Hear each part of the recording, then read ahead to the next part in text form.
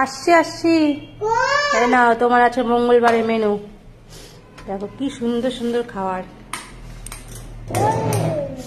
বলো কি কি আছে। এই দেখো তোমার ডুমুরের তরকারি, এটা সোয়াবিনের তরকারি,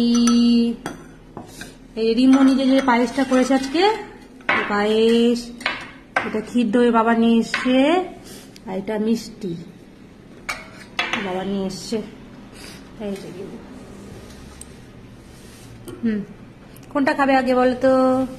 আর লঙ্কাও আছে। আগে মিষ্টিটা খেও না, আগে ভাতু খাও, আগে ভাতু খাও তার মিষ্টি খাওয়া। হ্যাঁ একটু ভাতু খাও। ভাতু গরম আছে, সোয়াবিন দিব একটু।